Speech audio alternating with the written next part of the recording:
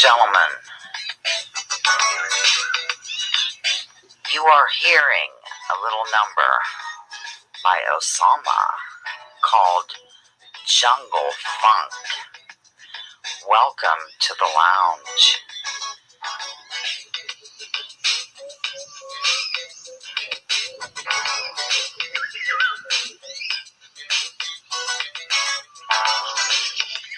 I'll be right with you in about 1 minute and 15 seconds.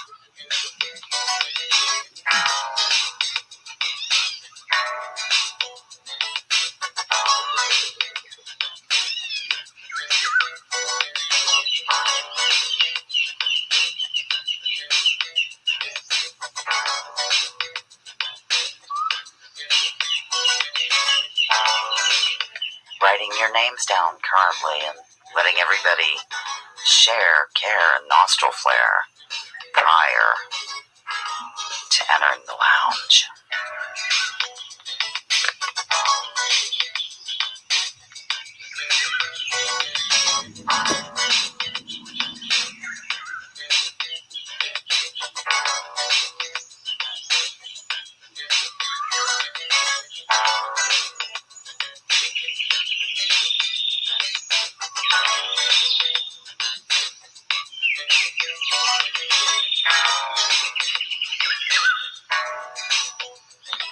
Get ready for some fun, ladies and gentlemen, and thank you for lounging with Lisa.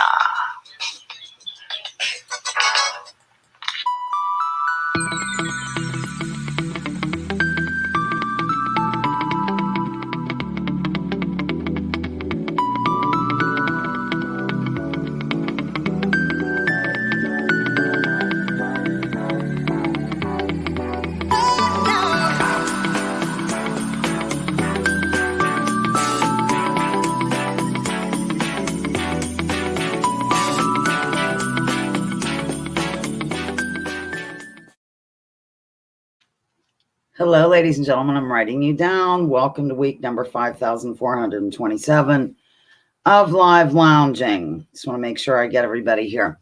Welcome to, week number 147 of live lounging. Today we're celebrating SpenMark. Get it? Spencer and Mark Damen. Yeah, combined birthday. Let's see. I guess we'll do announcements. Good to see everybody. I'm delighted to see Piano Man here. I haven't seen you in a while. And somebody, E-word2, new lounger, or at least dropping in to test the waters, so to speak. Okay, at any rate, announcements. It's week number 147. If we've celebrated you before here in the lounge, and you have a birthday close to another lounger, I'll just combine it like I've been doing. Got my suspenders going. Yeah, but if you've never been celebrated, then we'll go ahead here. I'll show you the background and, do you on your own, so to speak. Like next week will be Jilly Love. We've never celebrated her. She gets her whole show to herself. I think that's it in terms of the announcements. Mark Damen, welcome and happy birthday. Yay. Hi, Basil. Hi, Babel. Babel and Basil are here. Babel, Fish, and Basil. Okay, we're going to have our moment of silence of good vibe sending as soon as I get it together again. Okay, let's see. Who are we? For whom? Let's see. Baby Cakes, Karen Peterson. I can't read my own writing.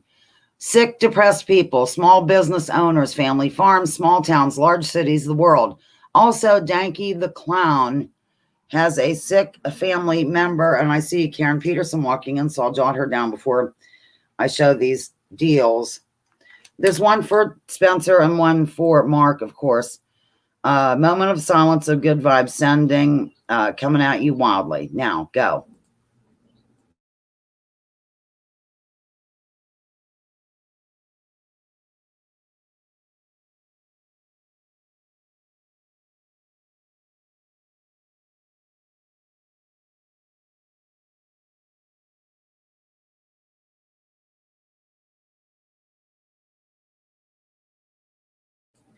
Okay, this is Johnny Cash, and it's in honor of Mark Damen. All your life, you will be faced with a choice. You can choose love or hate. I choose love. And we're flipping over to this individual for Spencer Blaine. By the way, Spencer will be here to do the break entertainment number.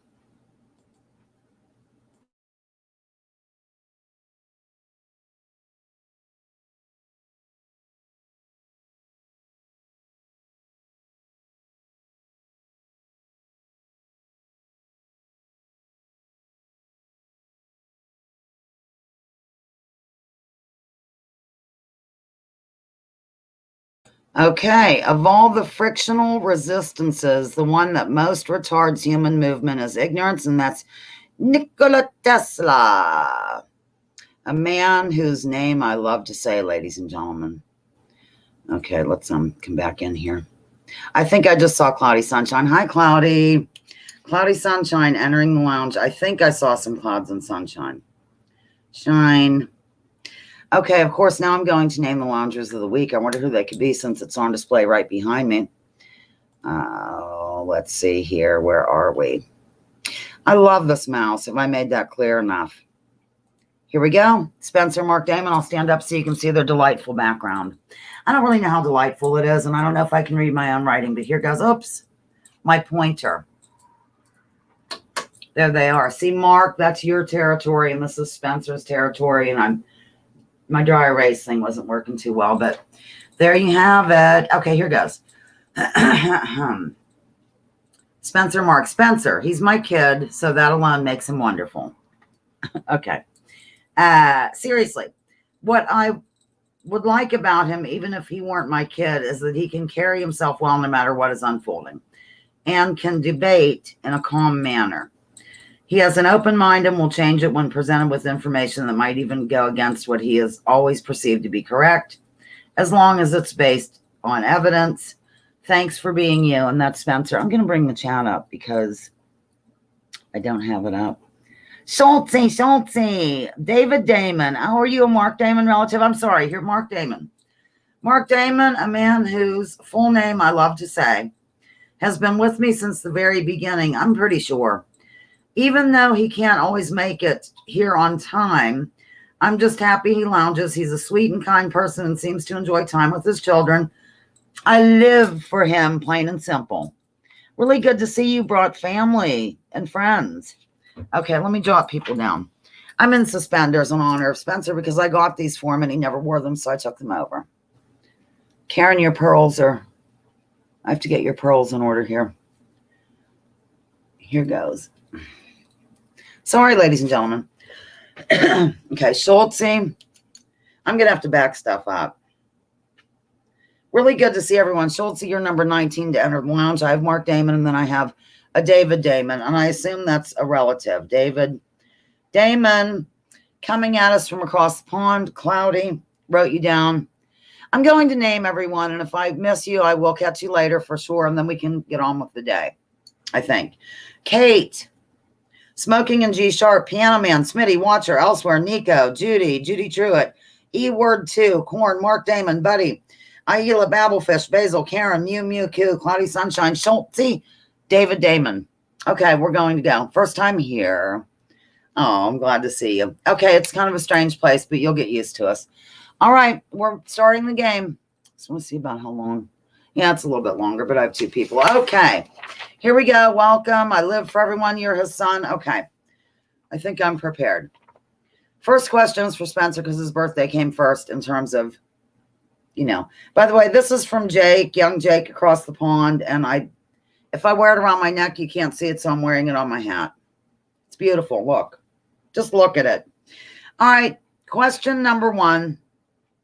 Up in smoke. Hello. I saw you. I totally saw you. Up in smoke. According to my meticulous lounging records, the first time we celebrated any birthday in the lounge was in honor of the child, known as Spencer to some. In what year did this take place? Just guess. And in fact, I gave the answer last night in another video. So just guess what year and what year we first celebrated a birthday here in the lounge, which would have been the child. I want to see if this will be better that way. Or we'll get a little more romantic, ladies and gentlemen. Yeah, I think that's okay. Yeah, that's better. The answer came in. The answer's totally coming in. Everybody listens. I live for you. Or else you watched my video last night. I'm trying to tuck all this jazz in. Aren't these delightful suspenders? Okay. Very good. The answer is 2017. E-word 2. Good to see you. Okay. This is, okay, yeah, wait a minute. Here we go. We're starting with Mark Damen by doing a visual aid, Lounge of Fortune style. And this means there are no vowels. And, like I don't leave a space or anything. You just have to guess what it says. And there's one word missing because it's just the word a or ah. Here goes. What is it?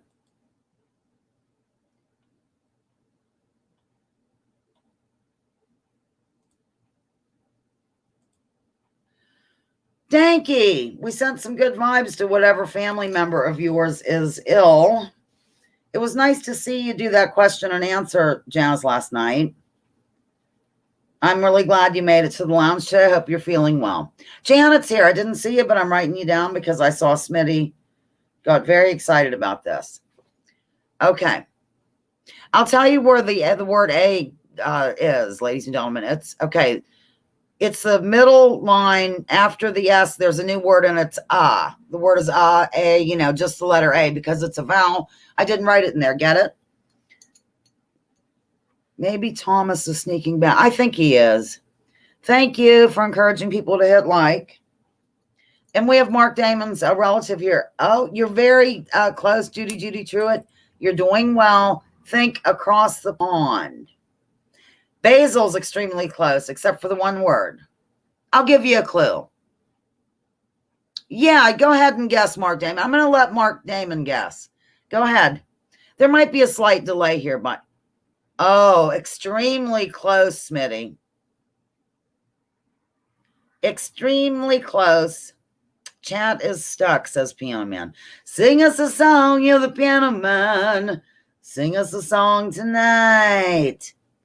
Yeah, yep. Look at Mark Damen and fill in the blank. I'll go ahead and divulge the answer. It is Mark Damen is a Scouser originally, which simply means that this just means he's originally from Liverpool, England. Ladies and gentlemen, Smitty did get it. Okay, wonderful news. Moving to get rid of this somehow. I'm back. Okay. I look kind of red when the curtains are shut. I look red when the curtains are shut and not when they're up. Maybe I'll leave them like that. A little bit of, whatever. All right. When Spencer was around 11 years old. Okay.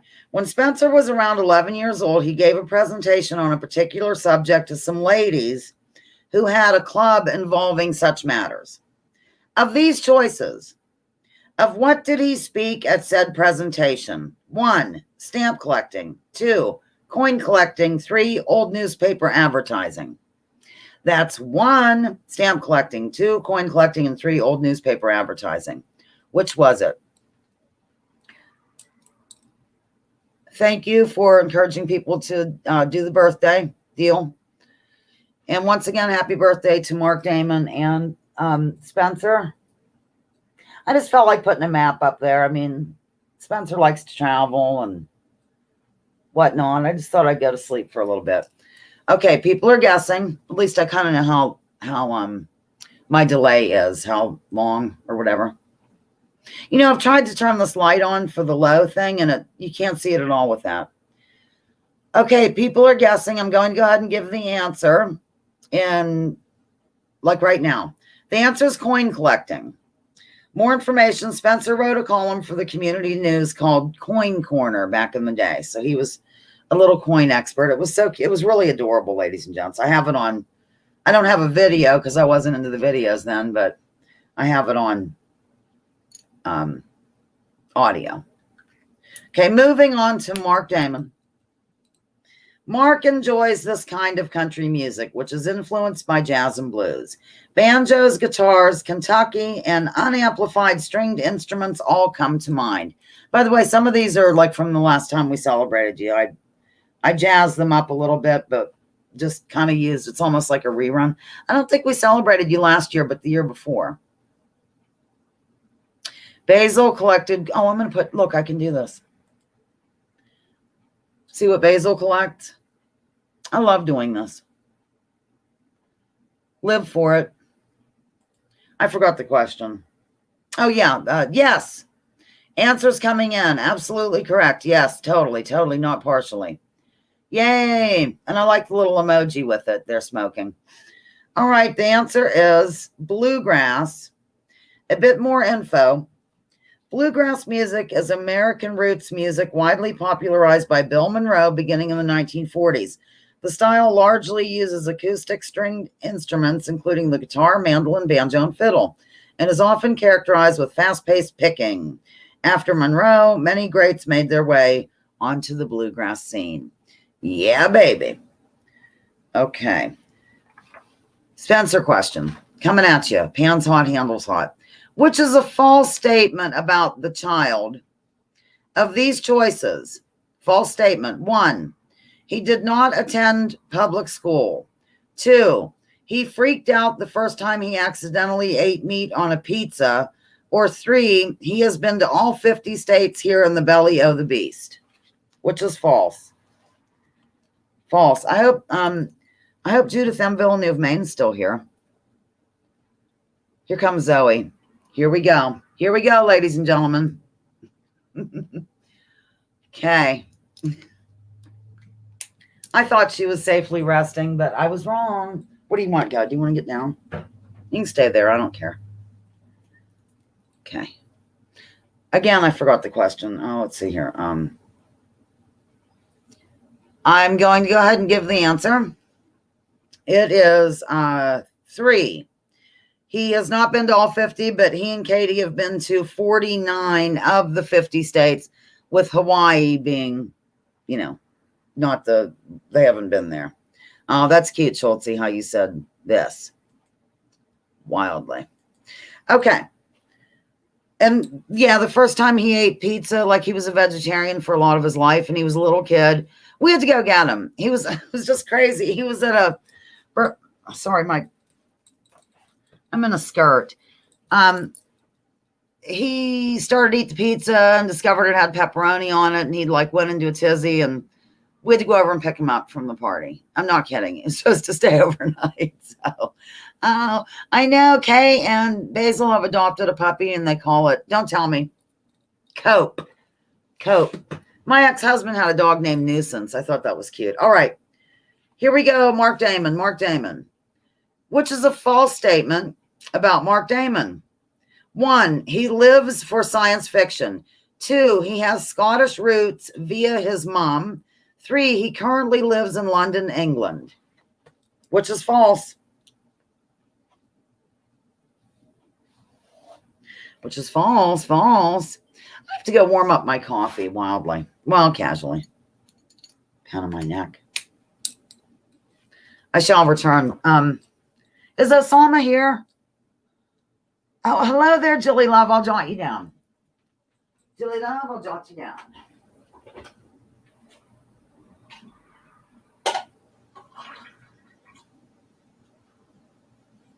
Oh my gosh, that's much better. It's a Lounging with Lisa logo day here. Okay, people are guessing. I have to write down Jilly. Total Jilly, not partial. Jilly. Okay, the false statement about Mark Damen is 3. He does not live in London. He lives in Wales currently. Okay, we're going to have a visual aid now for the child. I thought this might stay in place better because there's no caller. Do you know what I mean? Do I know what I mean? Okay, a visual aid coming at you. Pans hot, handles hot. I never did tell you that story. It's kind of boring. Okay. Here we go. Which is true about this picture? Which is true about this picture?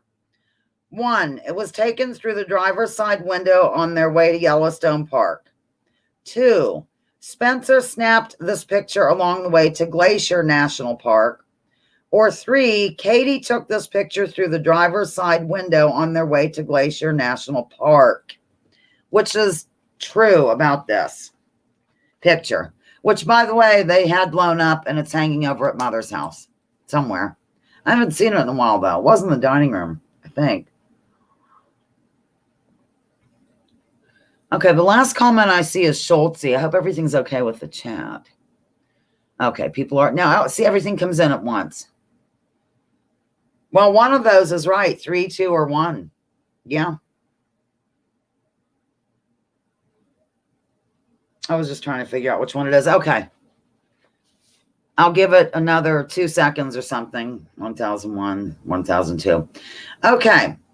The answer is 3. Katie took this picture through the driver's side window on the way to Glacier National Park. And in her own words, on her way to Glacier National Park, it was snowing and there were horses all over the road and running alongside of us. Spencer leaned back and I shot this photo through his driver's side window. Okay, I'll just keep the horse there for a minute. I'm going to ask a Mark question. Mark Damen admires this person who was featured in over 80 films, received 5 Academy nominations, and was in 13 television productions. From going to DC to interacting with a rabbit, he seems to have covered all bases. Indiana, Pennsylvania is his hometown. I suppose I'll get rid of the horse now. Getting rid of the horse now.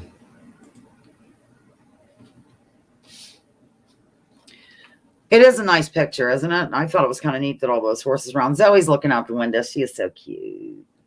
Oh, Zoe, it's okay. You don't have to do anything. Just be cute. Answer came in. Osama, good to see you. Osama says, sorry, was in a heated argument with my espresso machine. Osama, I can't wait to ask your bonus question, which, oh my gosh, I had to practically hire a tutor to get through reading it. Okay. Where were we? Oh, yeah. The answer did come in. And it is Jimmy Stewart or James Stewart. Okay. Bonus question. Here it is. And I wrote a note to myself. Okay. I'm going to be putting the choices here because I absolutely cannot pronounce them. But here goes. This is a bonus question by Osama. Osama grows hot peppers and likes to lacto-ferment them for storage and health benefits. The lacto-fermentation is done by an anaerobic bacteria. The strain of bacteria is present on garden vegetables and is called what of these choices? Leaving that up there, and you can just guess 1, 2, or 3. Oh my goodness, that was just a wild question, wasn't it? Pat Hacker's here. Pat Hacker has entered the lounge. Your cat's sitting here while one of them, Zoe, is. While she's here, I'm going to clean her eye a little bit. Here, good girl, you're good. That's all right, I got it. All right, you don't have to freak. Just stay there. I forget the question. Oh, yeah. Here's the choices up here. 1, 2, or 3. I absolutely cannot pronounce it, nor will I try to do any of them. But I have to see who comes in with it first so that I can give a, it's a bonus question. Aha. We have a winner. We have a total winner, ladies and gentlemen. Oh, yeah. The answer is this, right? Yeah. Okay. And it is BQ number 1. Okay. The winner is Kate, and the answer is 3.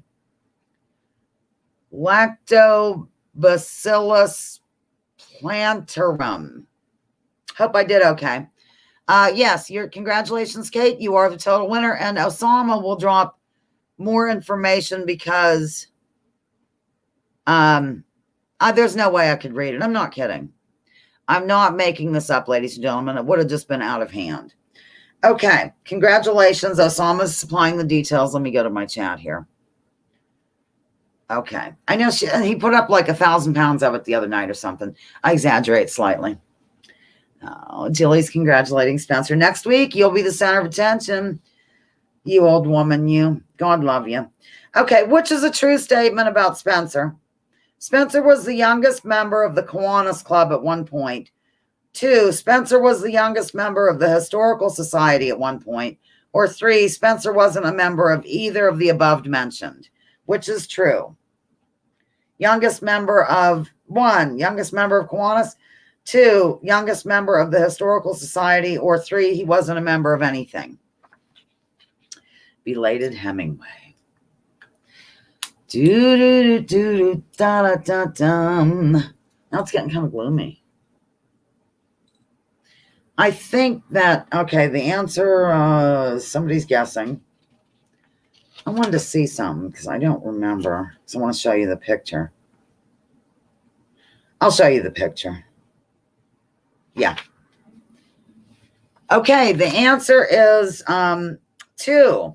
He was the youngest member of the Historical Society at one point, and I'll show you a picture. He was totally humiliated, and hopefully you'll be able to see it. But this was for the sesquicentennial parade. I'll have to hold really still. And you know how okay, there we go. I'll hold still. I'm resting my elbows. There's Spencer down there carrying the in Paul Revere type clothing.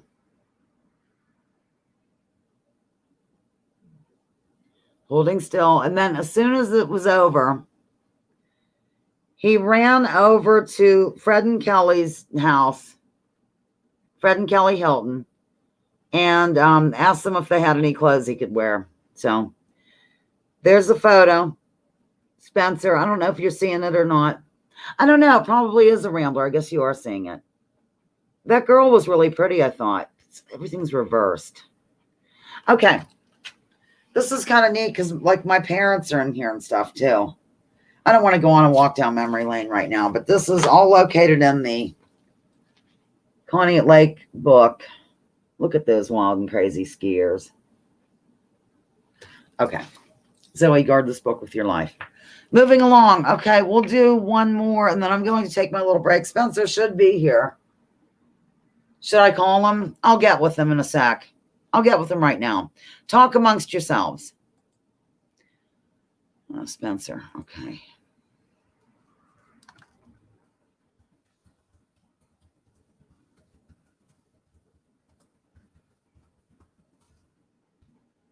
Just sent him a message.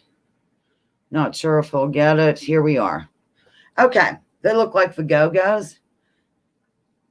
More. Oh, wait.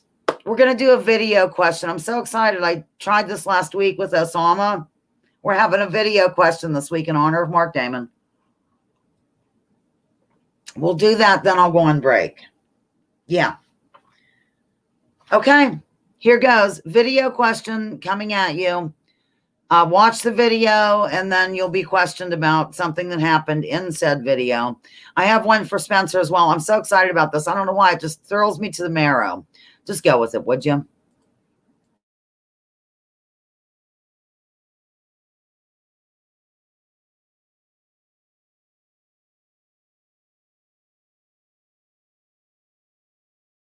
Have you ever wondered what it would be like to take an adventure not on the seven seas, but under them? This is Bookie, and today we'll be giving our spoiler-free review of 20,000 Leagues Under the Sea by Jules Verne.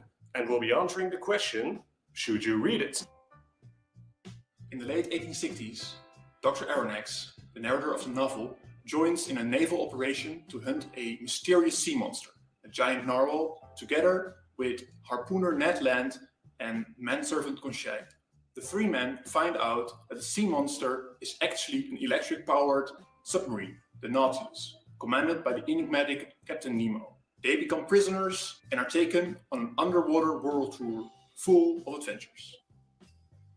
This is really just an adventure story with some accurate musings about the future potential of electricity, where the main characters don't choose to go on this adventure, Arnois and Conseil embrace this adventure at the cost of their freedom, but some tension is introduced when Ned Land decides that he does not want to be a prisoner. The inventor, engineer, and captain of the Nautilus, named Captain Nemo, is a mysterious man who loathes mankind and yet presents to stand for the oppressed. Who is he? Where does he come from? A mystery that drenches the whole story. I found the first part of this book very difficult to get through, with anticlimactic adventures, outdated sci-fi, absurd decision-making, and just lists and lists of the fishes they saw. The second part gets better though. I'd rate my enjoyment of the first part a 3.5 out of 10, and the second part a 6.5 out of 10 for an average 5 out of 10. It's got good bits, but I would say it's the weakest book we've read thus far. 20,000 Leagues combines a physics lesson, an outdated tour guide, and a Stockholm Syndrome with a dark and mysterious past. It has some humor and even some suspense, but too many descriptive fluff, and the ending left me unsatisfied. However, as an historian, I rate it 6 out of 10.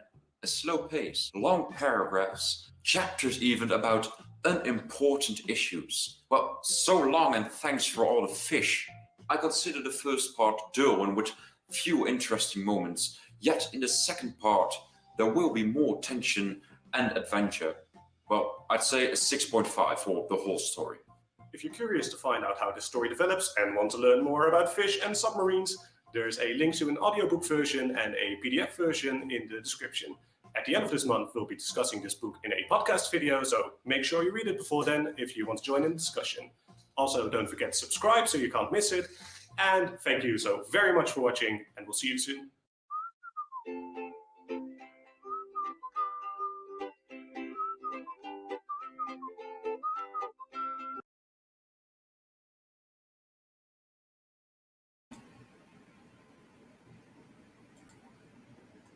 Okay, here we are. Here's the question. The total question is, what rating did the person known as Dino give the book? What rating did the person known as Dino give the book?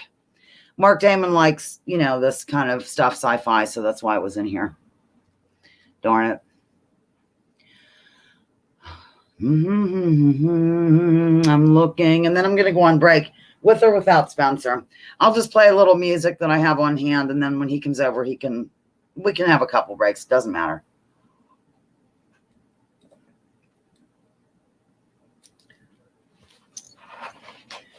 Julie's guessing. Again, what rating did the person known as Dino give the book? And then when I come back, we'll start with question 6. Okay, perfect. I'm going to give the answer here in a sec. Oh, and by the way, did somebody named Cirrus 1976 come in? I saw Watcher greet somebody with that name. If so, welcome to the lounge. Thank you, David Damen. He likes the map in the background. It actually can peel off and stick, and you can move it and stuff, but I've always kept it on this cardboard so I can move it. All right, I'm going to give the answer. It is a 6 out of 10. Dino gave the book a 6 out of 10. Okay, with that being said, I'm going to take a little break. With or without Spencer, I'm out of here, ladies and gentlemen.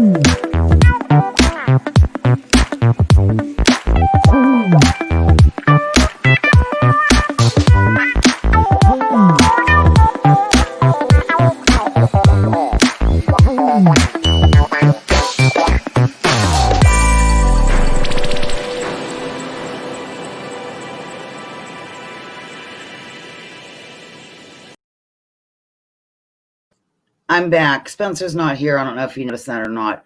Not sure what's going on. He said he'd be over at 1 o'clock, but if he doesn't show up, I'll show you photos of him.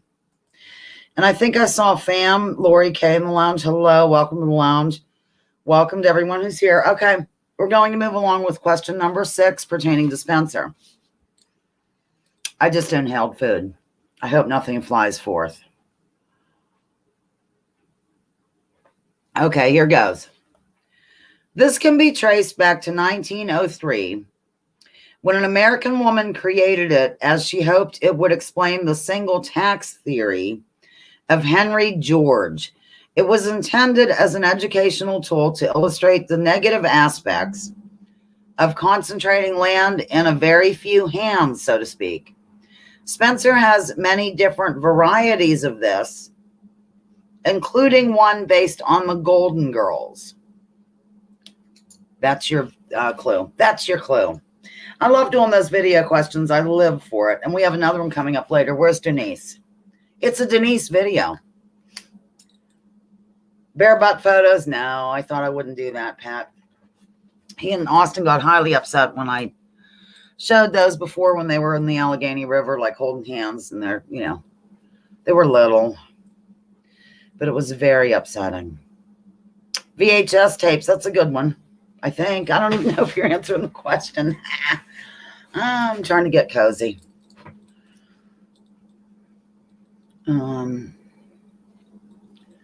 Aila's thinking. I think that's the thinking emoji. I'm not sure. Zoe's sleeping here. She's so cute. I don't want to touch her, though, because she'll, like, wake up and want stuff.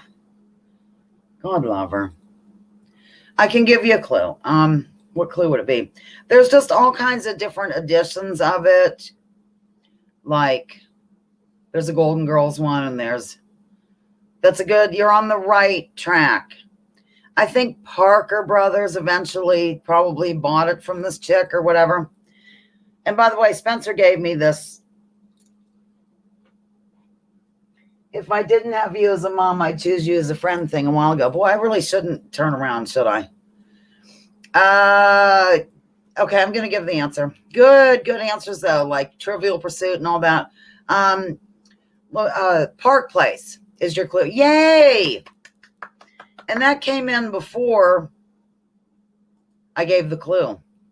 Sorry, I'm just going to put Watcher up there because she did guess it.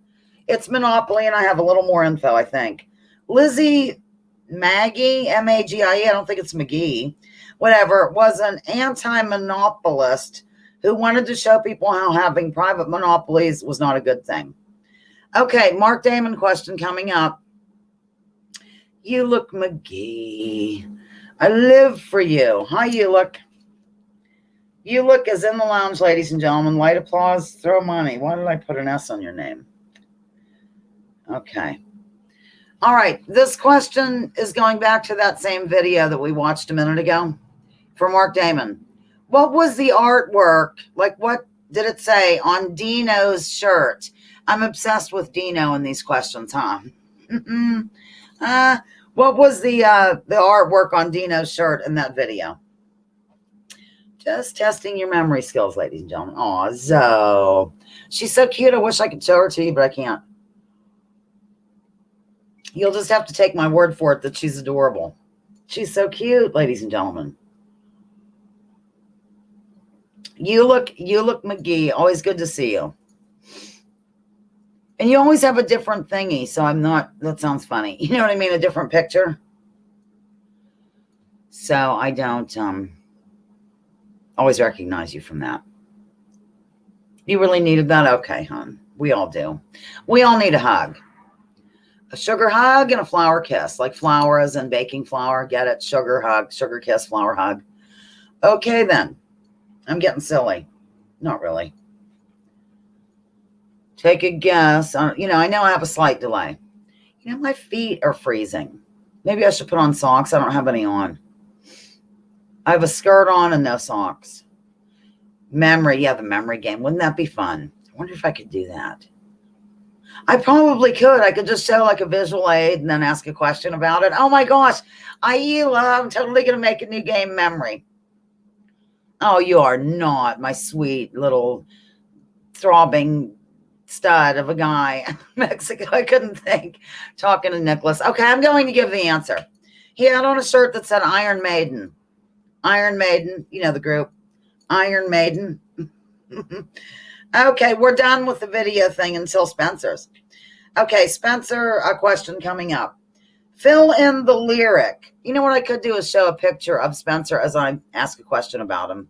Since he's not here, I'll show a photo. As I ask the question, I have a piece of food in my tooth anyway. Here, I kind of like this photo. The question has nothing to do with the picture. It is fill in the lyric from this Cake song. Cake. There's a long line of blank, and they're trying to get through. There's no single explanation. There's no central destination. There's a long line of blank, and they're trying to get through. There's no single explanation. There's no central destination. Doodly-doo. Oh, that was funny, Mark.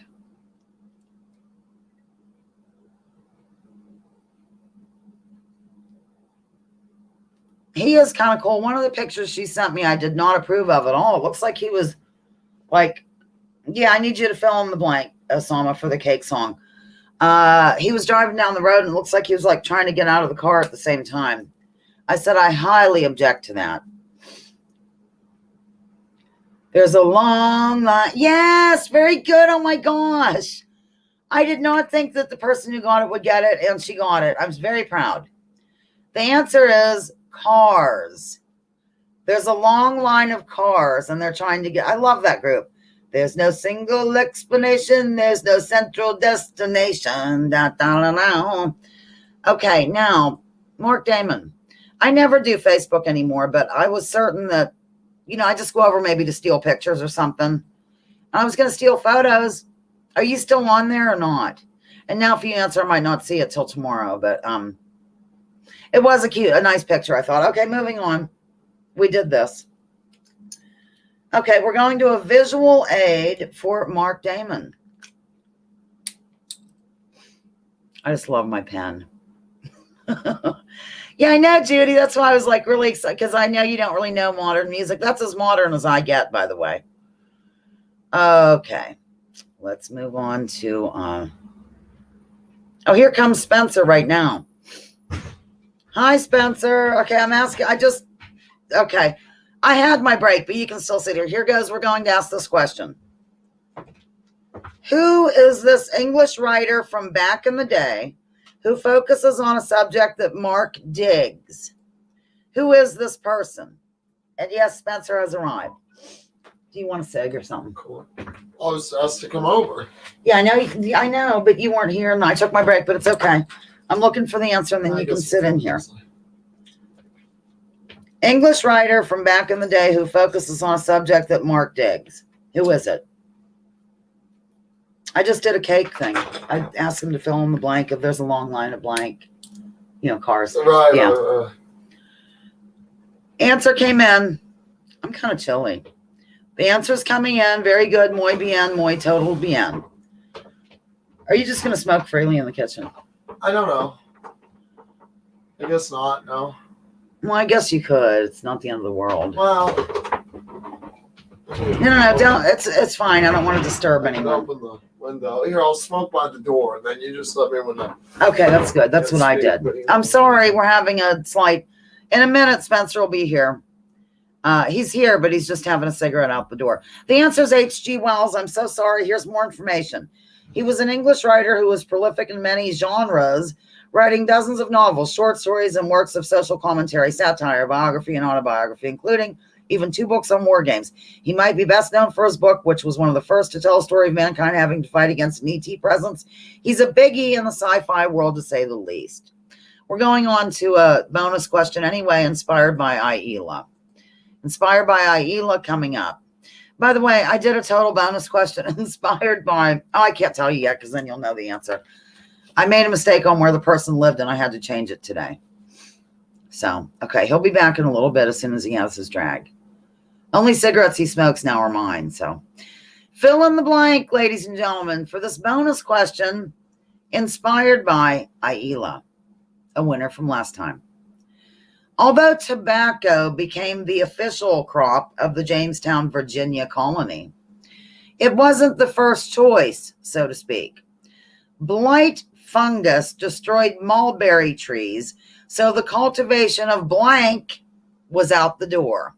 Fill in that blank. And I'm looking to see who gets it first, and I'm ready to jot it down. That's a good guess, Osama, you little remote viewer. Hemp, Osama guessed hemp. I like it. They should have kept it if so. I'm looking, I'm gazing, I'm searching. Answer came in. Answer totally came in. I'm going to put it up there. You're a total winner. The answer is silk. And I'll tell you more details. B, are you done already? Number 2. Yeah. Okay, I'm just awarding a bonus question to Smitty. Jamestown was the first of the original 13 colonies Jamestown, the first of the original 13 colonies, was founded for the purpose of silk cultivation. Silk to be traded with the court of King James. After blight fungus destroyed the mulberry trees, silk would worm food. Sericulturist, hope I'm saying that right, planted tobacco as a cash crop. There you go. Okay, I'm going to have Spencer sneak in here now. And let me find this comment to get rid of it. So, Smitty, you won. You're total winner. Total winner. All right, Spencer, just sit here for a minute. I think they want to hear a story about you going to the Arctic Circle. Okay, Go ahead. I'm not even going to sit with you or anything. I'll try Just be to. careful. It's not quite as... I'll try to be exciting. Here's the and, child. Hello, everybody. I'm Happy, going to use happy the Sunday. restroom. So Okay. you're in charge. If anyone comes in, write them down. So let's see here. Arctic Circle. Arctic Circle. Okay, so we were in Alaska. We took some time off for the lovely Katie's birthday, and we were going to go.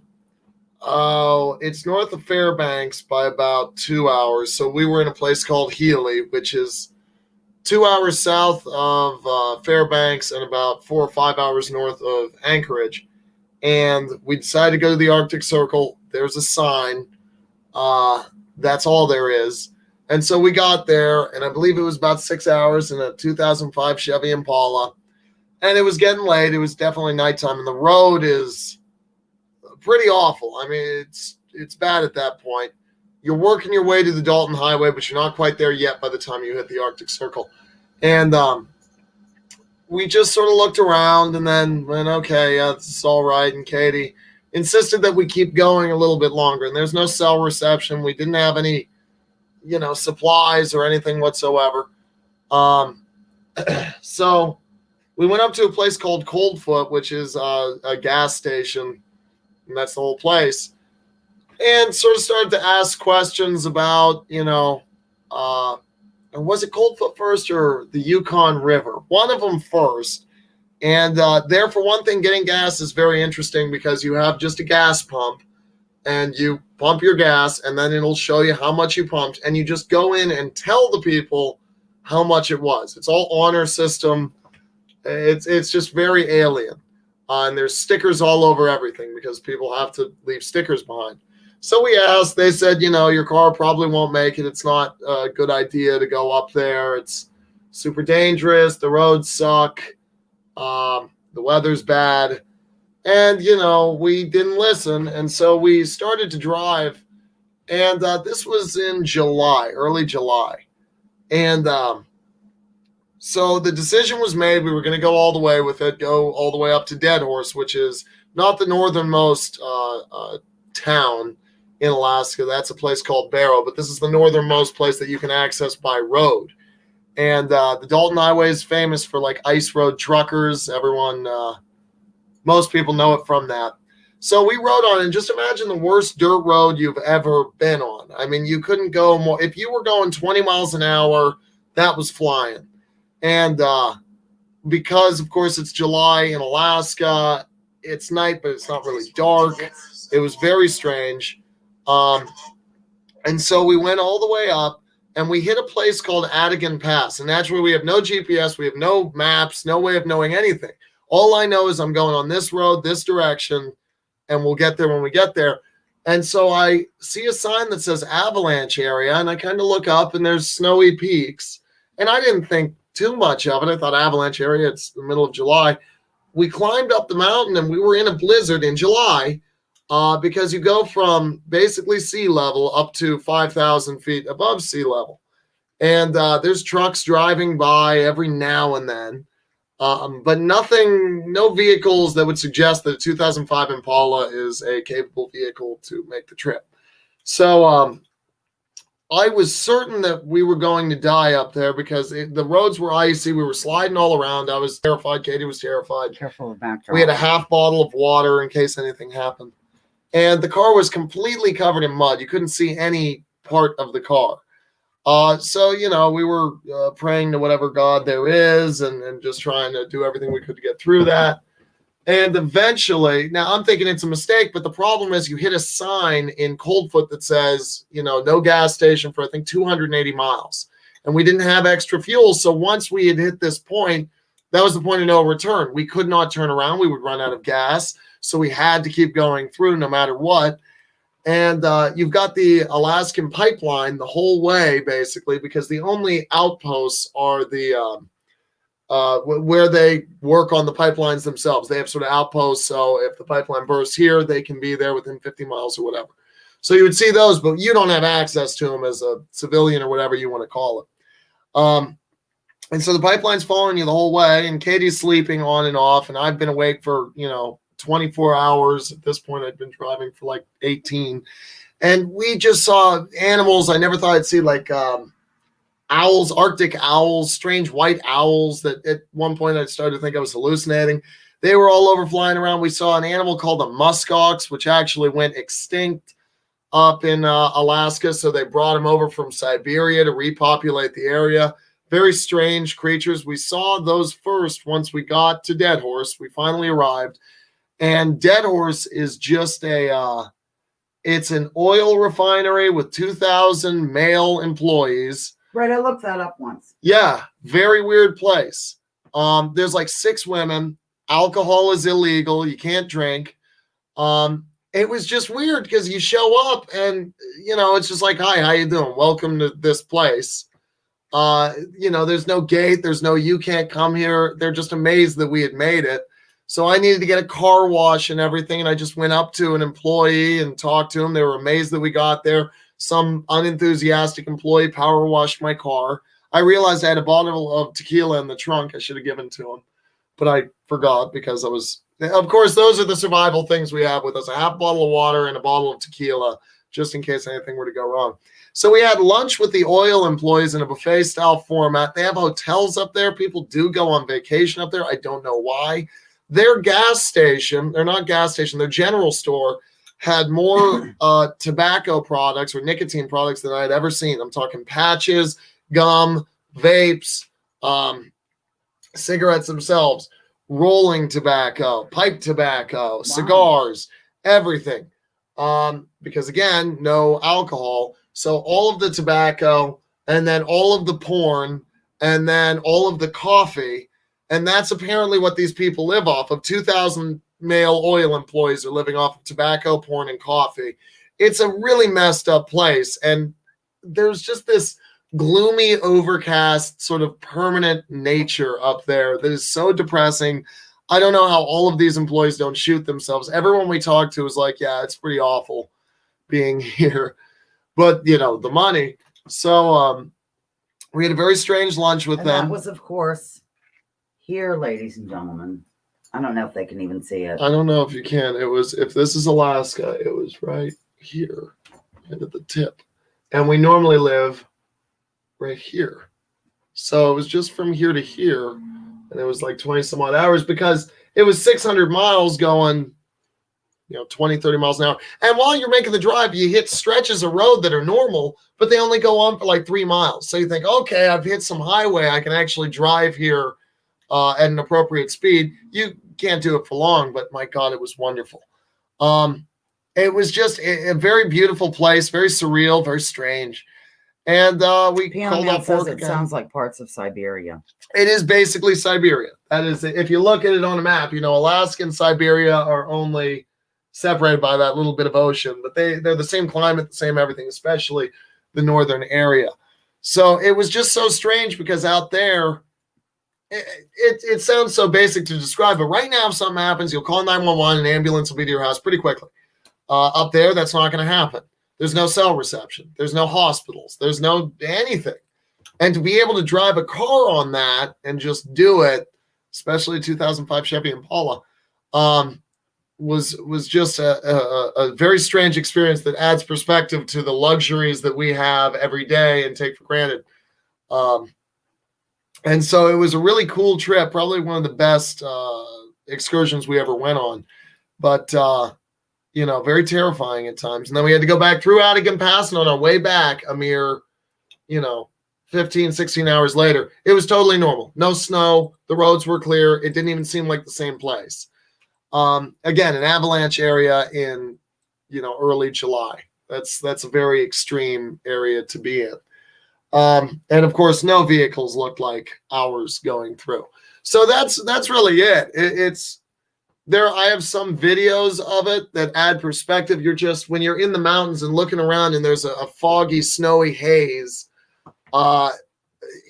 There's no way of really truly describing what that is like. But with words, I hope this is the best representation of what the trip was like. It was the bosses wonderful. were wondering what the hell we were doing, but And it thank you for the says, call. let's see, Judy Let's see what Truitt you said people she said. spent the night once at the oil facility at Prudhoe Bay. Very strange.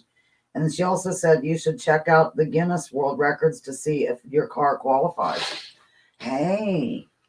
Well, here's the thing, and there's always someone who's going to one-up you doing anything in life, so don't even try too hard. Well, once we hit the sign that says, you've hit the Dalton Highway, you're going to die, I look over, and two guys on, like, Kawasaki motorcycles, all geared up, are going to do the same ride that we're doing in an Impala on motorcycles, and I'm like, okay. I thought that we were, I don't know if they went all the way to Dead Horse, but nevertheless, doing a motorcycle trip like that is extreme. So it was as cool as it was going to be for riding in an Impala. We got pictures with the Dead Horse and whatnot. Then we went to White Horse and in Canada. Horses. There's a lot of horses in the Northwest continent. So that's what I have to say about that. Nothing went wrong. So if something went wrong, that would have been a phenomenal story of how we survived. But everything went right. And so that's sort of the end of the story because everything went right. Thank you for listening. I will read one comment here. So I guess 1/2 bottle of booze is worth quite a bit. It was actually a full bottle of booze. It was just a 1/2 bottle of water. And I didn't even drink that heavily. It was Don Julio. It was the only Blanco Añejo tequila ever. So I bought it. It was a gimmick. I shouldn't have bought it. I didn't even drink it. I gave it away. It was a waste of $50, but I made too much money back then and didn't know how to handle it. And I wish I had that $50 back. Thank you so much. Thank you, Spencer Blaine Boyd, for telling us that little saga. And the next question is for Spencer. Wow. How do the horses stay warm? Asked Jilly. What an amazing experience. People are enjoying. The horses are dead. Horses are dead, ladies and gentlemen. Okay. Hence the name Dead Horse. Great story, Spencer. Thank you. It's playing on my phone there, but I have it muted, of course. Right. All right. Now, the next one actually is a visual aid in honor of Spencer. Here we go. You get to fill in the blank here. See if you get it, Spencer, but you can't say anything if you do. Come here and look. Oh, yeah. It'll be up there in a minute. It should be live. Just don't press the sound. I'm not going to press the sound. Okay. What does this say? Listen to Zoe snoring. Wait.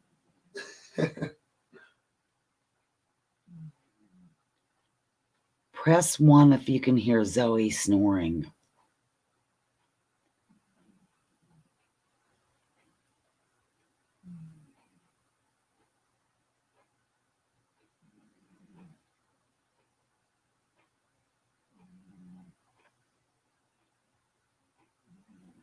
The answer came in. I'm trying to be silent so you can hear. You can hear. Oh, okay. I can see it on the phone now. Okay. Yep, the answer's coming in. Very good, very good. Spencer, would you like to yell out the answer though? Yes, Smitty got it. I don't know if he got it first. That's the first one I noticed. No, Watcher. We don't really. Got it first. We don't really. Rage Against the Machine. Yep. Okay, we'll get. I don't dig Tom Morello too much these days. He's not doing a lot of research on what's going on, but I'm sure he's busy making guitars make funny sounds. No clue. Okay, let's see. Mark, question number 8. You're sharing the day with Mark Damen. Also, one thing about the guitarist Rage Against the Machine, maybe you can take it home with you. The guitarist Tom Morello has a degree in political science from Harvard College, whatever. So that's Really? Yeah. Wild. Which means he's been indoctrinated by their system. Of course. Nevertheless. Okay, here we go. That was Rage Against the Machine. Now we're moving on to Mark Damen. Some alternative researchers have concluded that this item is really buried in Wales. It's associated with the Bible and Indiana Jones, to name 2. And then I have... Am I allowed to comment? No. Uno moment.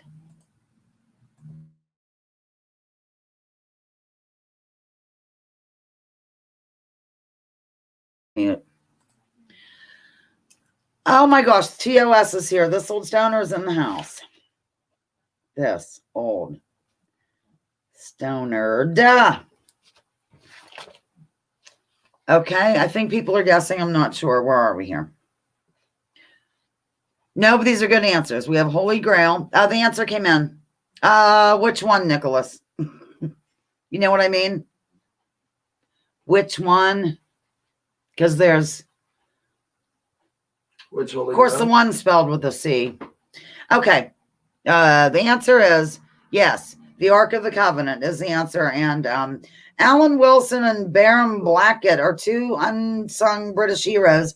This statement is not made lightly. Over the past 40 years, these indomitable maverick historians, have delved deep into the verifiable truth of the history of the British people, a truth that is at odds with the baloney of establishment history. Designed to veil the truth about the actual origins of the indigenous peoples of Britain.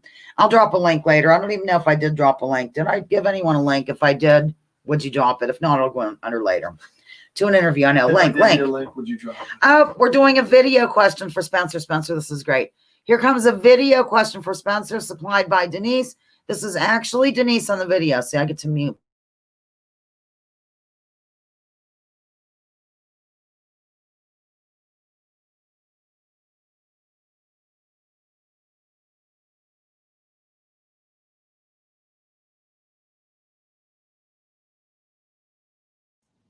What's up, everyone?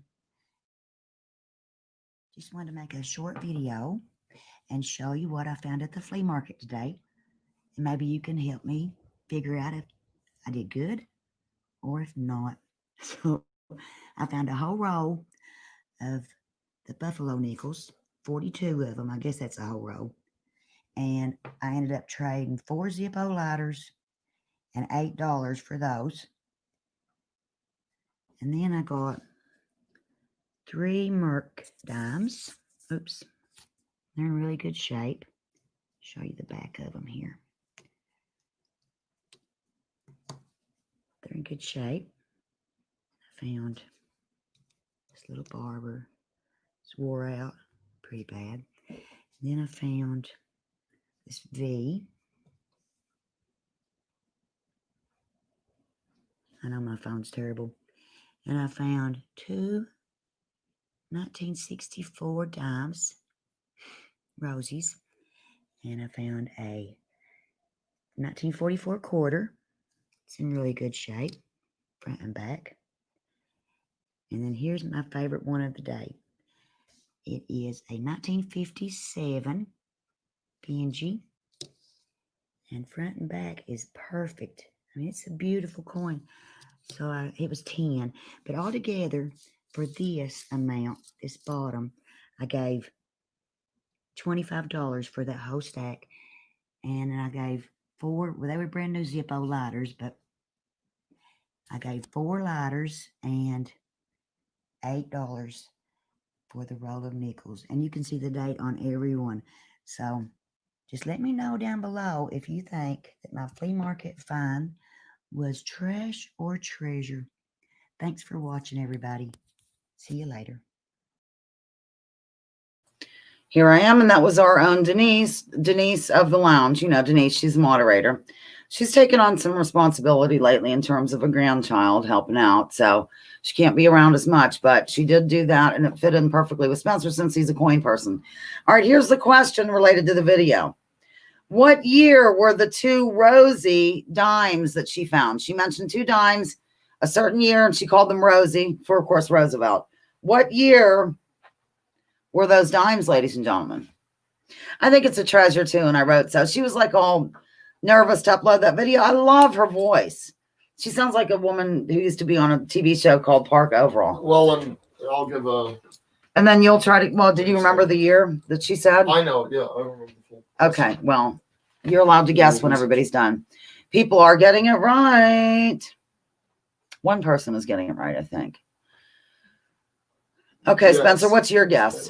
1964. Yes. And that's relevant because basically after 1964, the silver content of coins was eliminated and replaced with nickel plating and copper and things of that nature. But nevertheless, the value of silver dimes, like Mercury dime or a pre-1964 Roosevelt dime, is generally a little over $1 each for the silver That's not content. bad. And it's 90% silver. I forget what the other, it might be nickel that they use. Nevertheless, 90% silver. When we go into buffalo nickels, they do not have silver content from the research I've done. But the V nickels do have 35% silver content. So, but the thing is with buffalo nickels is they are highly collected. And if you look at the specific dates and look around on eBay, Google the value, if you find any S-mints, those tend to be worth more. So due to the collectability, they may be of value, but in terms of silver bullion, they are not. The same deal with quarters, anything pre-1964. If you find any silver coin, by silver I mean the aesthetic of silver, from before 1964, that's a keeper. That's going to be worth some money. That goes for 50-cent pieces. 50 cent. 50 cent, quarters, but not nickels, but dimes. So just keep that in mind whenever you're rooting through old change. I would say if you trade it for Zippo lighters and Wait a infos- minute. There's more questions about this. Can you maybe? Oh, okay. I Yes. didn't know how many questions Jeez. there were in reference. Okay. All right. Lovely. Thank you. The answer was 1964. And of course, there's your story of the whole scene. All right. Moving on to Mark Damen. God. Mark Damen, question 9. A German professor believes there are volcanic tubes going toward the midst of the world. So he and his nephew and a guide descend into an Icelandic volcano and encounter many adventures along the way, including but not limited to prehistoric animals and natural hazards. They finally surface again in southern Italy at yet another volcano. Yes, I put this into my own words. What on earth is this jazz? Do you know what it is? Yes. Yes. The only reason I got it right first is because I don't have the time delay, so don't feel insecure. They won't feel insecure, hon. I'm trying to figure out which side of my hair needs fixed. Right here. Here we go. The year of the cat. Do da da da dum. Yes, the answer came in. Zoe's snoring here. I mean, loudly. Now she's not. I'm going to wake her up. Oh, it's okay, Zoe. Go back. You're getting tired. The answer is, what is the answer? Journey to the Center of the Earth. Jules Verne. That's Jules Verne, a person who Mark Damen, I think, likes. I hope, anyway. Okay, now, we're moving back to that video for another question. The video, the coin video, totally. Same video, different question. Toward the beginning of the video and toward the end, Denise mentions that she traded 4 lighters and how many dollars for the roll of nickels? 4 lighters and how many dollars? Just give me a sign, Spencer. Do you know what it is? Yes. Spencer listened. I'm so proud. Well, the question was pretty specific. Look how the skirt, like I can move in it without, and you know what I'm saying? It stays forward as my torso moves. Katie sent me a photo of you where it looked like you were just a torso. It's hilarious. I'm not going to show it though. I am going to show a visual aid next, and I have a little slideshow of you. Yes, people are getting it right. Very good. Muy bien, muy bien. It is 8. The answer is $8. Excellent. Okay, we're going to do a visual aid. Boy, I love this new system where I can, just. Yeah, you've gotten a lot better. It's great. I know. Well, my mouse has helped me tremendously. Okay, what is this breed of cat? What is this breed of cat? This is in honor of Mark Damen because he loves cats. So does Spencer. That's why I did that. Did you see the thing I had? It's this. Well, never mind. And it kind of ties in for a couple reasons. Get it? Right. Did you see how I had cats? Because you both like cats. For your show. I'll show it here in a minute. What breed is this kitty laka chuga chuga naka naka kitty luga? Oh my God. Zoe. Okay, do you want me to leave this? Oh, and honey, I showed them the picture of you, carrying the banner. Oh, jeez. I ended up working with that girl over at the airport. Oh, that's funny.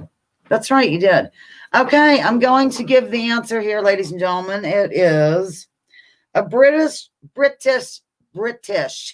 Short hair. Say that 3 times fast. British short hair, British short hair, British short hair. But if I said it 5, I'd lose it. British short hair, British short hair, British short hair.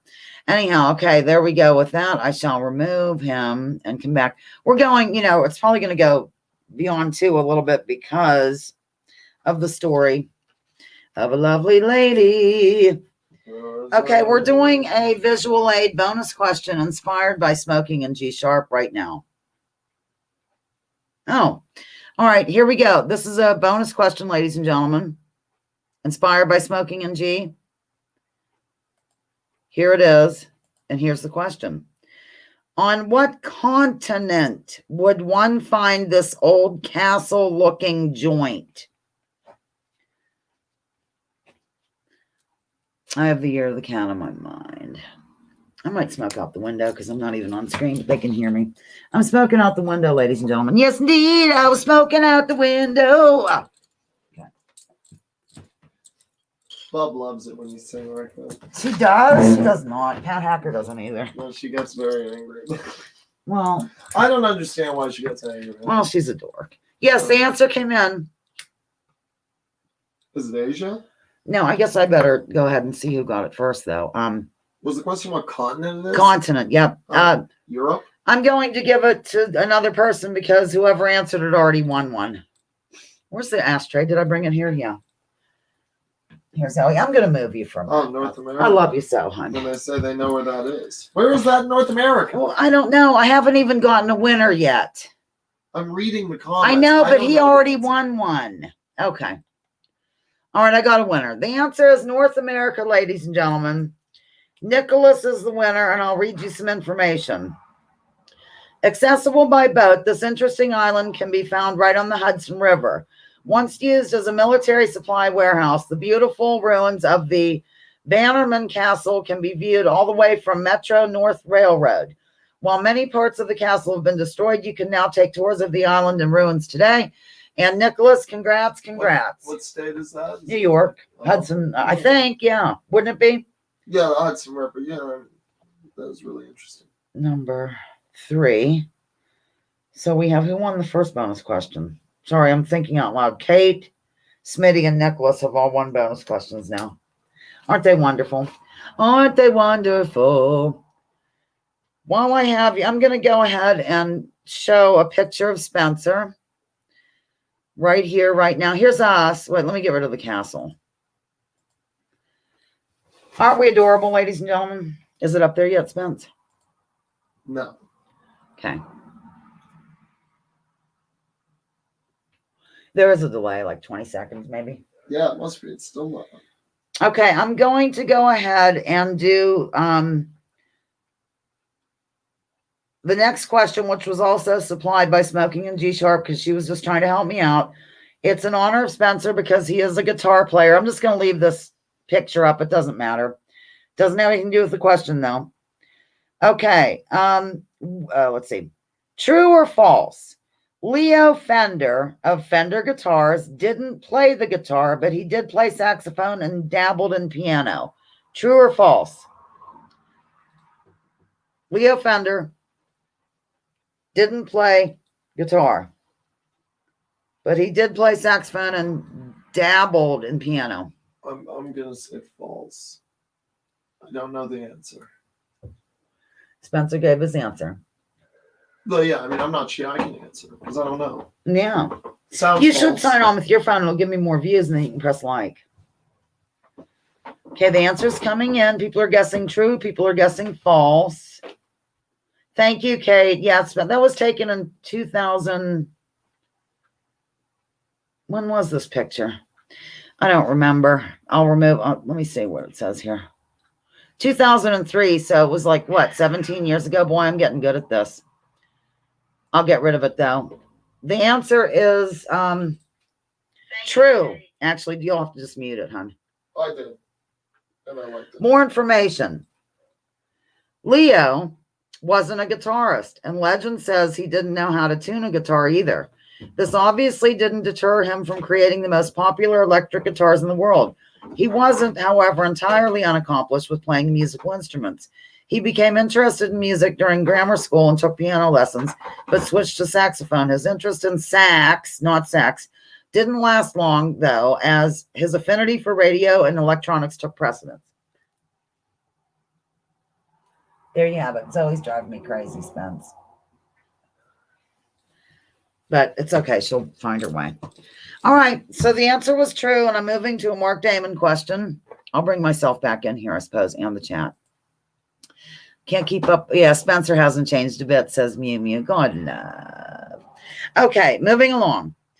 Mark Damen enjoys 1930s comedy. So here we go. You're going to fill in the blank. The billing for this flick was the blank blank, the maddest comics of them all, star in Animal Crackers. Fill in the blanks. I'm going to shut the window, ladies and gentlemen.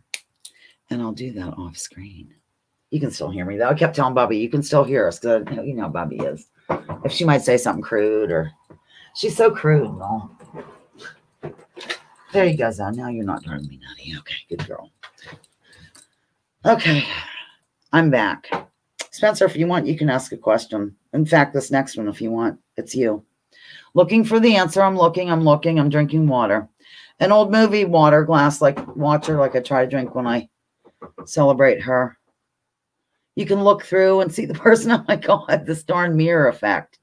Okay. Answer came in bigly, totally, to the max. It is Marx Brothers. All right, Spencer, do you want to read this next question? You can do it off screen if you want. Sure. It's number 12. Number 12. Okay, Spencer's going to read the question. You should be able to hear him. He's off screen. Fill in the blank. Blank guns are replica toy guns used in blank sports. They are a special type of low-power, smooth-bore air guns designed to shoot non-metallic spherical projectiles, often, what is this? Colloquially? Colloquially? Yeah, I can't say colloquially. Yeah. It seems, no, I won't say it. Referred to as BBs, which are typically made of plastic or biodegradable resin materials. Okay, that's your question. I know not to read the next one. That's okay, good. Colloquially. Colloquially. It's hard to say. Oh, of course. Colloquially. I'm getting silly. People are answering paintball. You're close, but not really. Yep, the answer came in from the remote viewer. I'm sorry, I'm just going to say it. I'm sorry. Osama always gets the answers right, honey. And he usually does it before anyone else does. Spencer, divulge the answer. It is airsoft. And when you talk about, going out in the woods and shooting each other with some kind of a gun, it's generally airsoft or paintball. There are... Can you get me more coffee? Yes, thanks. There's ups and downs to both. We've chosen airsoft because you can get, replica. He likes guns. airsoft, ladies and gentlemen. Okay, I'm going to do them. Babies are cheaper. Mark Damen question coming at you wildly. Thank you. Okay. A visual aid for Mark Damen. Okay. This is the summit of the highest mountain in Wales. What is it of these choices? 1, Mount Snowdon. 2, Mount Raindon. 3, Mount Windon. Which is it? 1, Mount Snowdon, Snowdon. 2, Mount Raindon, or 3, Mount Windon. What do you think? Raindon? That's your answer. Okay. I'll give you the answer. Rains a lot there. I'll give you the answer. Just don't say it. This old stoner says, back in my day, we used real guns and real bullets. I love it. That's hilarious. The answer came in wildly, totally. People are really getting it. And then I'm going to do a bonus question here in a minute. It's inspired by Nicholas. So hang on to something, Nicholas. Hang on to your hat, Nicholas. It's really inspired by your parents. Don't ask. The answer is 1, Snowdon.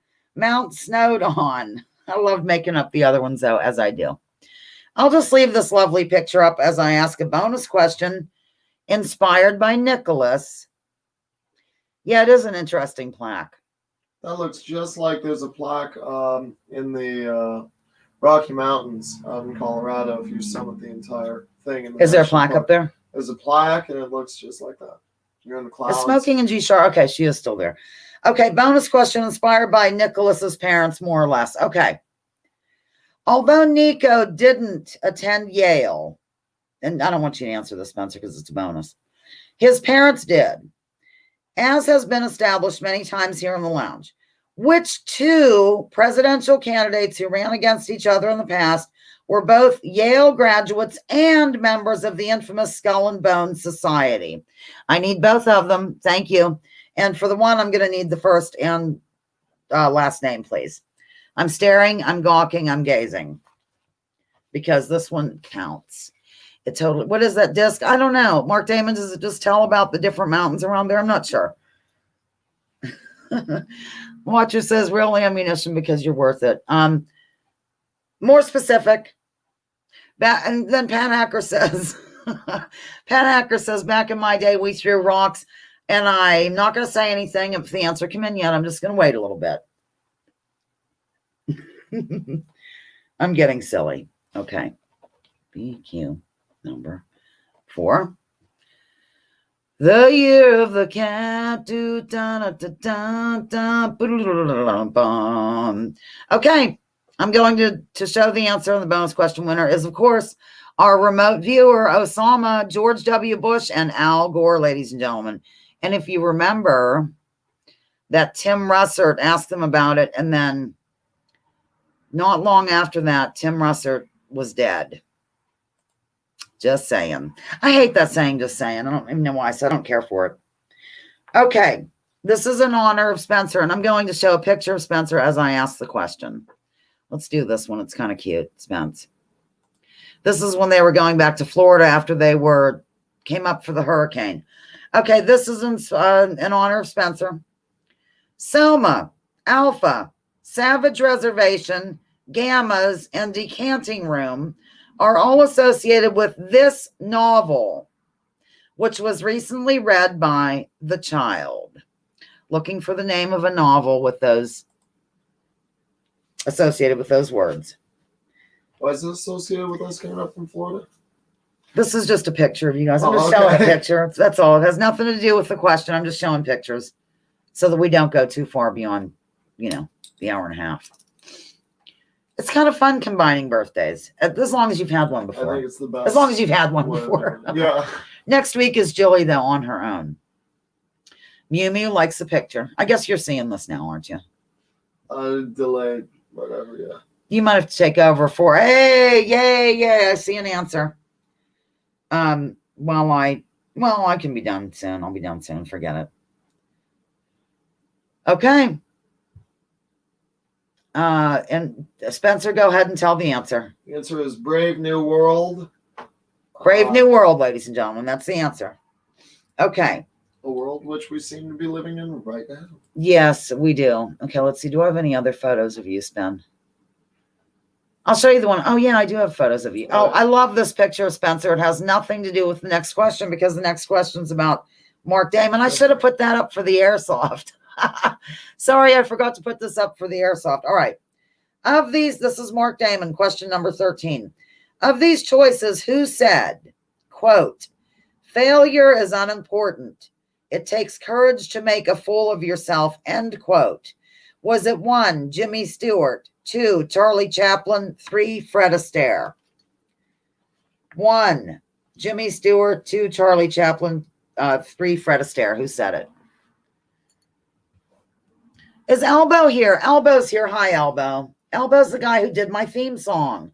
Lounging with Lisa. Oh, that guy's great. See, did you hear that, Elbow? Really, Katie and I have watched your video like 3 or 4 times. It is really, both of them. I know, they're great. We live Really for you. We stuff. live for the song. The answer did come in, although it's not a bonus question. We only have a couple more questions and another 2 bonus questions. Welcome to the lounge, Elbow. All right, the answer is 2, Charlie Chaplin. Okay, now, briefly, Buddy Bates, yes, it is an M60 replica airsoft gun. Katie got it for me in Florida. which was incredibly impractical. It stayed in a box forever. Look what Smitty's saying. Oh, bye you. Look, that's my mother, by the way. All right, Yes. I'm going to get rid of this photo here. There's a real cute one that Katie sent me. Oh, wait, I'll put this up quickly just to show that's you. That's what I did for you. I'll leave that up here. Why not? Okay, here's a question for Spencer.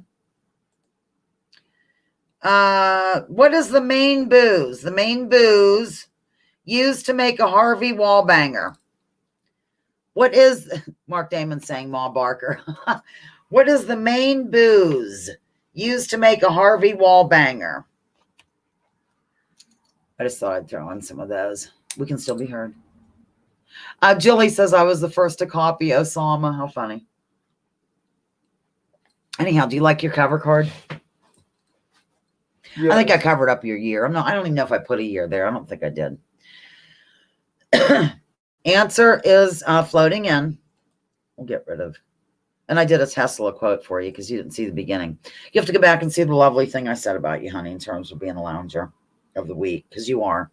Oh, I've See, never you're a been the lounger of the lounger week. Yeah, you have. You just didn't know it. Okay, the answer is vodka, ladies and gentlemen. That's vodka is the answer. Vodka. Hi, Vegan Dolls VDs here. Dolls, welcome to the lounge. I think there's a link in terms of making the drink, but if not, I'm going to put it here right after the show. I'll put all the links. Hi, Jeremy. Jeremy thought he missed us. You missed Spencer's story of his journey, though. You might want to go back to the middle eventually and listen to it. It was pretty interesting. Okay. This is a Mark Damen question supplied by G Sharp. English clog dancing was conceived at which of the following? A, weddings, B, grand openings, or C, cotton mills. It's hard waking before noon. I might show another photo while these answers come in. I thought this picture was so cute. Isn't that a cute photo? Okay, people are guessing. That's Greenville, by the way. Is it up there yet? Not yet. Okay, yeah. I wonder how long the delay is. About 20 seconds. It's fixing to come up now. Somewhere there, yeah. Any second now. There it is. Okay, the answer is C, cotton mills, and here's some more information. First of all, Mark Damen likes clog dancing. English clog dancing began in the 18th century England during the Industrial Revolution. It is thought to have developed in the Lancashire cotton mills, where the wooden-soled clogs were preferred to the leather soles because the floors were kept wet to help keep the humidity high, important in cotton spinning. At their breaks and lunches, they would have competitions where they were judged on the best rhythm patterns. Workers wearing their working clogs would perform in the street and pubs and during social occasions. That sounds kind of neat. Anyhow, yeah, that's he's helping her to go to Greenville. He's helping her to walk to the place to eat. Okay, we're going to do a bonus question inspired by Smitty. It's not a visual aid or anything. Which breed of dog has been on the cover of Life magazine 3 times? This is a bonus question inspired by Smitty. Do you know the answer, Spencer? No, but that's a good answer. Okay. Is that your guess? Yeah, I guess that's my guess. I don't know famous dogs. I know that famously someone let the dogs out. I'd like to know who. I can't give a clue because it's a bonus question. Oh wait, is it the breed of dog? Yeah. Oh. Okay, people are guessing. I have to look. Oh, yes, indeed. The answer came in. And I thought you might get that right. BQ number 5. Okay. Was it Here's German Shepherd? No. Golden Retriever? No. Here, I'll put it up here. Husky? Watch out where those huskies go. Don't you eat that yellow snow. Here you go. The answer is Pitbull, and the winner is Jeremy Chase, and there's a picture of one right there. That's his dog, Peanut. Found a peanut, found a peanut, found a peanut right now. I just want to make my mother nervous by bursting into song. How was that? Very good. Okay. This will be the last two questions concerning the actual people here. Congratulations, Jeremy Chase, for winning the bonus question. It's quite an honor. Okay. Which is a false statement about the child? False statement about the child. 1, he was an apprentice at Jeff's Automotive when he was 16. 2, he worked on a horse farm when he was younger. 3, his first official job was selling hot dogs on the boardwalk at Connie Lake Park. Which is false of those 3? Again, 1, he was an apprentice at Jeff's Automotive when he was 16. 2, he worked on a horse farm when he was younger. 3, his first official job was selling hot dogs on the boardwalk at Connie Lake Park. Which is false? And I'm wearing a bracelet that Spencer gave me. Got it at Now and Again. She made it. It's my birthstone and all that. It's hard to get a grip in here. It says February, and there it is. And then this one I got for free. It's my bracelet I got for free, literally. You just sent off and they sent it to you. It was wild. All right, people are guessing, and I will give the answer. Somebody got it right, I'm sure. A lot of people got, like half of them got it right. Did they? The false statement is, go ahead and tell them what's false, honey. I never sold hot dogs on a boardwalk. But you showed them that picture of you at the historical. Oh, that's cute. But he did sell hot dogs for this. Stuck up there. I think it was taped. Okay, forget it. We're not going to show you the picture. I didn't sell hot dogs. He never sold hot dogs. Your Your official job was the Iroquois Club, wasn't it? Really? I mean, official job where you... Yeah, my first W2 job. Yeah, everything else was under the table. Okay. All right. Last question of the official game. And then, of course, we will do a bonus question inspired by Up and Smoke. It's Mark Damen. This person shares a birthday with Mark, but was born in 1898. He's well known, for his rather magical wardrobe, to put it mildly. When I say wardrobe, I mean the kind that holds clothing like a closet. Anyhow, he held academic positions in English literature at both Oxford University and Cambridge University, and was born on November 29, 1898. Who is it? God, she's really struggling. All right, here. A little bit of cat hair. No, I don't think they ever did sell hot dogs on the boardwalk. Whoa. Talk about pop music or hair flying. Oh, here we go. Zoe, I'll be right with you. Look at her. God. Oh, okay. Wardrobe, magical wardrobe. That's your clue, and you have to do this as you guess. The Lion, the Witch, and the Wardrobe, you know. Yes. Yes. Thanks, David Damen. Cute cat. Zoe, she's 20. Do you know that we've had Zoe? It'll be 20 years on December 20th. You had just turned 5. Isn't that sweet? Spencer just turned 5 when we got Zoe. All right, I'm going to divulge the answer. It is C.S. Lewis, ladies and gentlemen. C.S. Lewis, who has a November 29 birthday.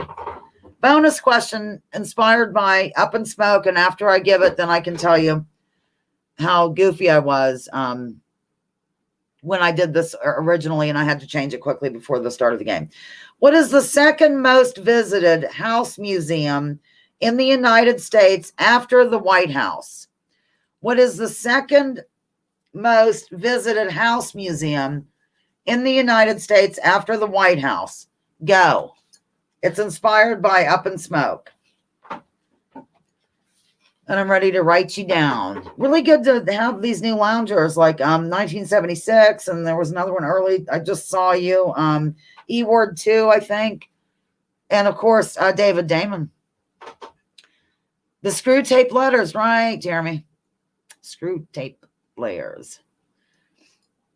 Pat Hacker did come in with C.S. Lewis, by the way, eventually. Oh, that's a good answer, Nicholas. He said Monticello. That's a really good answer. I'm not just saying that. I'm not just saying that, Nicholas. Oh, Zoe, I'll be right with you, honey. We'll be signing off soon. I'm going to give the answer right now. No, I'm not, because it's a bonus question. All right. Let me look. I'll give you a clue, okay? The reason why it's inspired by Smoking in G Sharp is because it's located in Tennessee. That's your clue. Do you know what it is, Spencer? Don't yell it, though. I don't know what it is. Okay. Second most visited house museum in Tennessee. Oh, I might know what it is. Look at me. No, but you're on the right track. Huh. I'm really looking. I'm staring. I'm gazing. Hey, maybe no one will get it right, and that'll Paisley Park. That's I think you already won one. Oh, I know. Yeah, you did. That's obvious. Okay, we're just going to not have anyone win this one, which is delightful for me. And I'll show you a picture and just see if anybody gets it after I show the picture. There it is. And as this is showing, actually, I'm going to go ahead and give it to no one. I'm not going to give it to anyone. It's Graceland, but here's the thing. For some reason, I was getting Up in Smoke mixed up with Denise, and so I had a total Kentucky question ready to go. And like 20 minutes before the show, I thought, wait a minute. Up in Smoke lives in Tennessee. So then I did that one. There's Graceland is the answer, ladies and gentlemen. I'm getting rid of it. I'll show you a few more pictures. Here's a nice picture of Spencer. Right there. I'm not sure. You don't see it yet, Spen. And really, that's it. That is your show today. If you want to come over and say goodbye to everybody, you can. Oh, there's Elbow. Elbow's guessing here. Wait, we'll go ahead and get rid of your picture. I'll do my closing and then he can come over. Thank you, ladies and gentlemen, for lounging with Lisa, the video series that has me lounging while coming at you with thoughts of the day. Join me, join others. Drop your political identities. Let's focus on issues. Leave labels at the door. Research before you judge. And remember, war is a racket. Yeah. Don't take our word for it. Check out General Smedley Butler's War is a Racket. Okay, there you go. I just reread again. You can read it all in 45 You minutes. really can. Okay, Large Spencer's press. going to come in and say goodbye, but I'm done. I have to go take that item that I can't mention here. And Spencer, can you just take over? And whenever you're ready to say Yes. goodbye, we'll end the broadcast. I- Love you. I'll read it back later. And thank you. Happy birthday, Mark. Happy birthday, Spencer. And I'm out of here. Jilly, we'll see you next week. Leave the light. Live for you. And thank you for all new loungers. Leave the lighter. It's right there. But if you Okay. want to do the, hang on, ladies and gentlemen, I'm going to, do you need to open this window? Yeah, please. Oh, jeez. Mary and Joseph, his mother would say. Okay. Ah. Oi. Okay. All right, go ahead, Sam. Just go Um, in there and do whatever, but be since careful. I recently read War is a Racket, I will leave you all today with his idea on how we should have each branch of the military participate in the defense of our country. One, the Army never leaves the soil of the United States. They are purely there for defense purposes, to defend cats like that. Two, the Navy is never to go farther than 200 miles off of our coastline. And three, the Air Force is never to go more than 500 miles off of our coastline for the purpose of reconnaissance only. Those are good ideas. I think that's a fabulous proposition. It is impossible because of the world we built, but nevertheless, lovely ideas. And don't forget how much money those boot makers are clearing every time there's a war. So think about those. Thank you all so much for joining us. I don't know how to end this. I will end it. I'm ending it without my hat on. That sounds funny.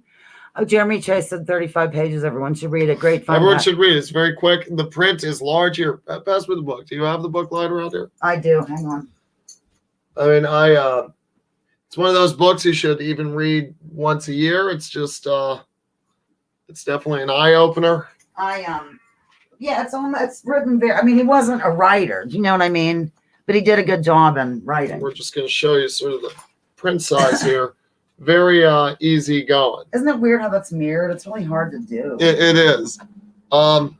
So you can bang it out in an afternoon. There is an audiobook on YouTube of it. That's as how well. I first heard it. I was really kind of grossed out by it. Yeah, I mean, because he gets really into the details of being in the trenches, and you feel bad for the boys, and it's just not a good scene. it's not good for anybody. It's a bad scene. Whoa, good God, y'all. What is it good for? Absolutely nothing. Hey, look, Mud Fossil Gia. I don't never know how to say that. GAIA is here. Hi, Mud Fossil. I'm writing you down, but we're signing off. Thank you for coming, Mud Mud Fossil. Fossil. How do you say that? Gaia? It's like the name of the earth or something. Okay, I'm sorry.